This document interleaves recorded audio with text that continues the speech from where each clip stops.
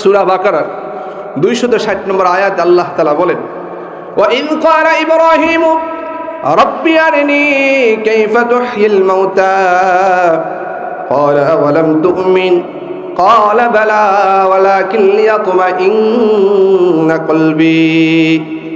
আল্লাহ তাআলা বলেন, ইব্রাহিম আলাইহিস সালাতু ওয়াস সালাম ওই সময়ের কথা স্মরণ করো।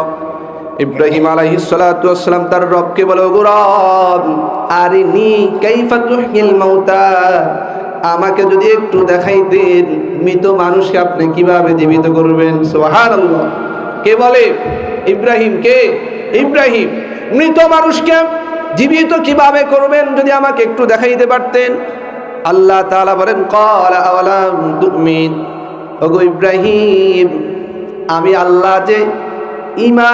আল্লাহ যে মানুষকে মৃত্যু থেকে জীবিত করব, এটা কি তুমি বিশ্বাস করো না? ইব্রাহিমকে আল্লাহ, এটা কোনো কথা হইল? ক্বালা বালা, না আল্লাহ, আমি এই জন্য বলি নাই, ওয়ালাকিন লিয়াতমাইন্না কলবি, আমার অন্তর প্রশান্তির জন্য আমি জিজ্ঞেস করলাম। সুবহানাল্লাহ। দেখবেন আমাদের সমাজে কেউ যদি কাউকে একটা কথা বলে যে অমুক তোমার ব্যাপারে এই কথা বলছে, কি বলছে? কইটা বলছে, না কিভাবে বলছে সেটা বলে কি বলে না কেন? অর্থাৎ সে কি শব্দ বলছে এটা শুনলে তার অন্তরে ইতমিনান হবে। আবার বলে কি, ভিডিও আছে কিনা, ভিডিওটা দেখি, সে আসলে কি বলছে আমি দেখি। কিন্তু যে সে অভিযোগটা করেছে সে বিশ্বাস করছে, তারপরও তার অন্তর প্রশান্তির জন্য ভিডিও আছে কিনা, কিভাবে বলছে সেটা বলো, হয় কি হয় না? কোন শব্দে বলছে? তো ইব্রাহিম আলাইহিস সালাতু ওয়াস সালাম অবিশ্বাস করেছে, বিষয়টা এমন নয়। ইব্রাহিম আলাইহিস সালাতু ওয়াস সালাম বলে, আমার অন্তর প্রশান্তির জন্য একটু দেখান না আল্লাহ। আল্লাহ কয়, ক্বালা ফাকুল আরবা'তাম মিনাত তায়র, ও ইব্রাহিম 4টা পাখি নাও। কয়টা পাখি? জোরে বলেন না কয়টা? 4টা পাখি নাও। ফাসুরহুন্না ইলাইকা, আর এই পাখিগুলোকে তুমি পোষ মানিয়ে নাও। পোষ মানাইছে, মানানোর পরে বললে এবার পাখিগুলোকে জবে করো। পাখিগুলো কি করো? জবে করো। এই পাখিগুলোকে টুকরো টুকরো করো।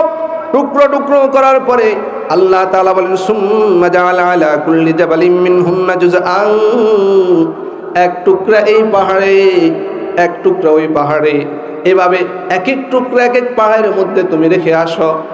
ইব্রাহিম আলাইহিস সালাতু ওয়াস সালাম অনেক দিন ধরে এই কাজ করে তিনি এক এক টুকরা এক এক ঘরের মধ্যে এনে রেখেছেন।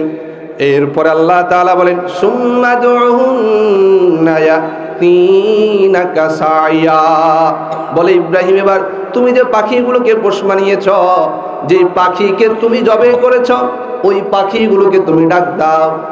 যদি পাখিকে পোষ না মানাইতো তাহলে বুঝতে পারতো না এটা আমার পাখি না কারো পাখি। যখন পোষ মানায় এই পাখিকে, সে যদি অনেক দূরে গিয়েও দেখে সে বুঝে এটা আমার পাখি, এই জন্য পোষ মানাইতে বলছে। অর্থাৎ মিথ্যা বা অন্য পাখি চলে আসছে এটা যাতে করে সে না বুঝে। এবার ডাক দাও। সাথে সাথে তিনি যখন পাখিগুলোকে ডাক দিলেন, সাথে সাথে পাখিগুলো তার কাছে উড়ে চলে এসেছে। সুবহানাল্লাহ। তাহলে টুকরা টুকরা নিজ হাতে করেছে, সেই পাখিকে জীবন দিয়েছেন কে? আরো জোরে বলেন কে? আল্লাহ। এই জন্য মৃত্যুর পরে আমাদেরকে জীবিত হতে হবে কি হবে না? হবে। এ হলো দ্বিতীয় ঘটনা। তৃতীয় ঘটনা শুনবেন? শোনা যাবে? জোরে বলেন। সূরা